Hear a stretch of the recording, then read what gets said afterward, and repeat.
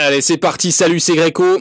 Aujourd'hui, on va aborder le 50e et dernier webinaire de la Greco Academy, à savoir l'arnaque du scalping.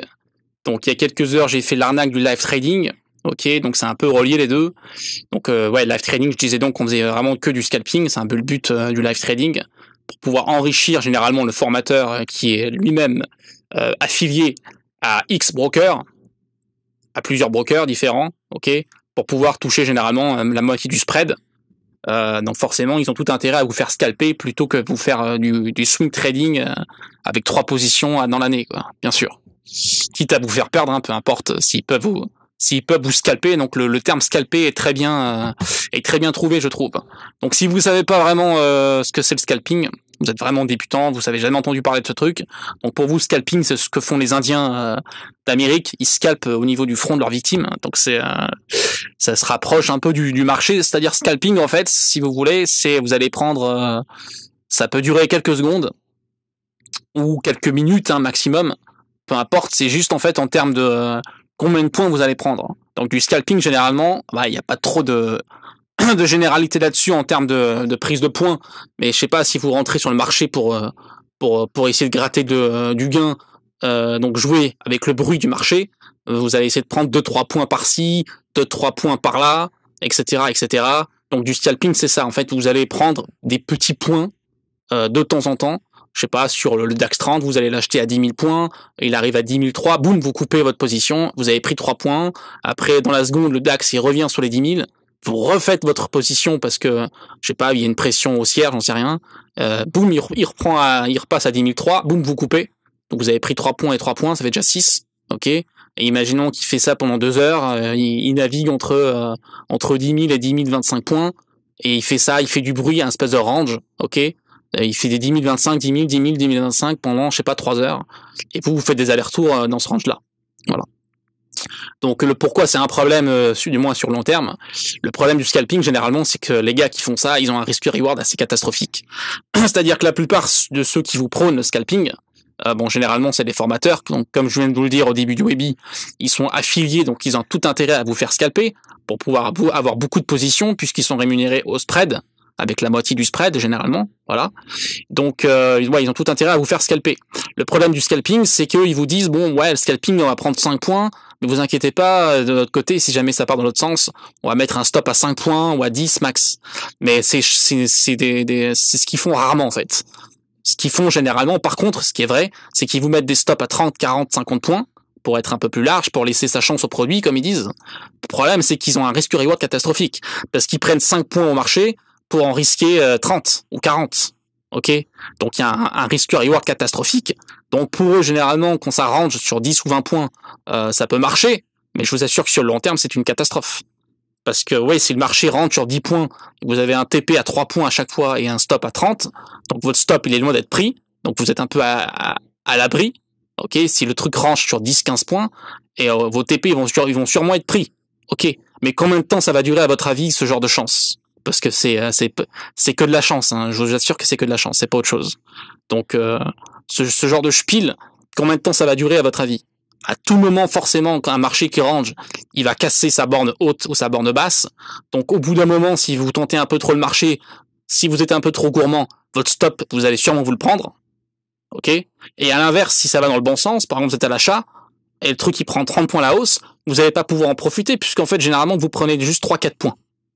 Donc voilà, vous risquez 30-40 points dans le sens inverse, et vous prenez juste 3, 4, 5 points max, puisque c'est du scalping, quand ça part dans le bon sens. Donc il y a un gros problème de risque-reward, ok. Donc qui dit risque-reward faible dit ou catastrophique, dit échec sur le long terme, ça a été prouvé, hein, 2 plus 2 font, voilà, c'est pas possible de gagner là-dessus, c'est que du spiel, il n'y a pas de hedge derrière, c'est une catastrophe, et pourtant le scalping c'est ça, et malheureusement, c'est ce que font la plupart des particuliers. C'est pour ça quand vous regardez les statistiques des brokers, et maintenant ils le disent haut et fort sur leur site, hein. Avant ils le disaient pas trop. Généralement ils vous mettent un chiffre comme 75%, hein, pour pas effrayer tout le monde, même si ça reste quand même effrayant, hein. Mais c'est plutôt l'ordre de 90 à 95% des particuliers perdent sur le long terme leur capital de départ quand ils vont chez un broker. Pourquoi? Parce que la plupart font du scalping. Donc le scalping aussi, c'est quoi, mis à part prendre 3 points, c'est le fait de vouloir justifier sa présence devant des écrans. Donc quelqu'un qui se dit bon, je vais passer 10 heures devant mon écran, donc je vais avoir l'illusion d'être trader, et c'est ce que font, la personne pense que c'est ce que font les traders dans les fonds, or pas du tout. Donc mis à part une petite poignée qui tradent au carnet d'ordre ou qui font vraiment du spiel à la Kerviel, mais la plupart ne font pas ça. La plupart se hedge, la plupart font du swing, du mini swing, ou au pire du day trading. Ils prennent le matin, ils relarquent le soir, mais en aucun cas ils font à la seconde comme un algorithme. Voilà. Et d'ailleurs pour tout ce qui est hedge fund, les hedge funds, ils ont créé des HFT, voilà, ils ont mis en place des algorithmes haute fréquence pour pouvoir faire le boulot des traders, de ce que faisaient les traders à l'époque. Voilà. Donc je sais plus quelle statistique ils montraient l'autre fois sur internet ou dans un docu, comme quoi Goldman Sachs avait viré à peu près 90% de ses traders humains pour pouvoir les remplacer par des algorithmes. Voilà. Donc les algos vont beaucoup plus vite, ils sont beaucoup plus fiables, ils ont pas d'état d'âme, ils savent tenir leur risk reward. Hein. S'ils mettent un stop à 5 et un TP à 5, ça sera au point près, puisque c'est des robots. Ils font bêtement ce qu'on leur dit de faire, hein, c'est dans le programme. Contrairement à un humain où il voit marquer 4,5 points, il va couper parce que c'est proche de son TP à 5. Donc cette perte, ce manque à gagner de 0,5 sur le long terme, bah, ça fait 0,5 plus 0,5 plus 1 point par-ci, plus 3 points par-là, et à l'année ça peut faire vraiment la différence, voir si vous êtes gagnant ou perdant. Donc du coup les patrons d'hedge funds sont pas bêtes, hein, ils préfèrent avoir des algos. Ils préfèrent débourser des millions de dollars qu'ils proposent à des quants qui vont leur programmer leur magnifique algo, hein, des gars qui sortent du MIT, etc., plutôt que des gars qui se la jouent Spiller à la Kerviel. Voilà. Donc le scalping, ouais, c'est réservé à une élite, l'élite du HFT. Donc même ceux qui font du carnet d'ordre, on va pas revenir là-dessus puisqu'on a fait un Weeby hier sur le carnet d'ordre, l'illusion du carnet d'ordre. Donc ouais. Dites-vous juste que sur le long terme, c'est juste réservé à une élite, et cette élite, elle est robotique. Voilà, elle est même pas humaine. Donc, laissez tomber, c'est tout ce que j'ai à vous dire. Donc, la plupart, ouais, 90% des particuliers font du scalping parce qu'ils sont devant leur écran, ils ont envie d'exister, ils ont envie de faire quelque chose, hein, ils ont pas envie de dire à leur femme, je suis devant mon écran, mais je fais rien. Du coup, qu'est-ce qu'ils font? Eh ben, ils font du scalping. Donc ils mettent des stops à 30-40 points pour être un peu plus à l'aise, pour laisser la position respirer. Et par contre, dès qu'ils gagnent 3, 4, 5 points, ils se la sentent plus et ils coupent. Voilà, ils se croient plus forts que tout le monde. Ils ont pris, j'ai fait 5 points.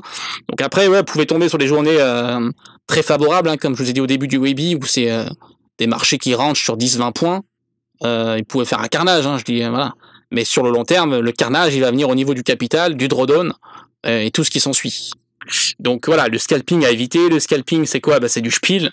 On va pas revenir là-dessus. Du spiel, ça perd. Du spiel, c'est qui fait du spiel? Mis à part des particuliers, hein, on va parler des pros, par exemple. Les pros qui font du spiel, du directionnel, ce sont les gestions actives.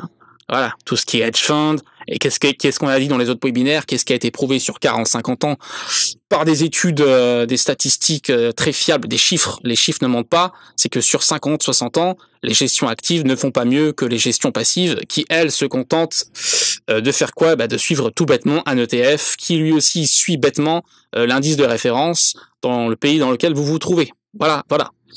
Donc, si vous remontez toute la hiérarchie, bah, ça sert à rien de faire du scalping. C'est un peu le résumé. Voilà. Par ailleurs, si vous trouvez quelqu'un qui gagne en scalping, qui peut faire un track record, alors je sais qu'on a un peu déglingué MyFixBook, mais pourquoi pas, s'il monte le capital, et si on voit un capital de, je sais pas, de 50 000 ou de 100 000 euros minimum, on va dire, hein, pas en dessous, parce que sinon ça fait un peu peine, pourquoi pas vous me le montrer, au moins sur un track sur 2-3 ans, hein, pas un track sur 8 mois, 6 mois, 1 an, ça sert à rien. Voilà. Donc ouais, vous me le montrez, mais vraiment, je vous le dis, sur le long terme, hein, globalement, c'est vraiment un truc qui est réservé à une élite. Et l'élite, comme je vous ai dit, elle est robotique, elle est pas humaine. Donc laissez tomber, faites surtout du hedging et essayez de gratter la différence entre le gain et la perte entre les deux positions que vous avez prises, comme avec un straddle par exemple sur les options, ok, ou avec du hedging avec les indices, ETF, etc., plutôt que faire du directionnel avec du scalping. Voilà. À la limite, si vous êtes fan du directionnel, pourquoi pas? Mais faites pas du scalping, faites un minimum du day trading, je sais pas, avec des amplitudes de 30, 40, 50 points, quelque chose qui soit cohérent avec les blocs bancaires, les VWAP, le marché, je sais pas, mais faites pas du bruit, tradez pas du bruit, ça sert à rien. Enfin, c'est du casino, voilà, ça, on devrait même pas en parler d'ailleurs, je vous le dis, mais bon, la plupart malheureusement enseignent ça à leurs abonnés, c'est dramatique, et non seulement ils enseignent ça, mais en plus ils proposent des live trading où ils font que du scalping. Voilà. Allez, je vous laisse, j'espère que ça vous a plu pour les 50 webinaires, et à très vite, à bientôt.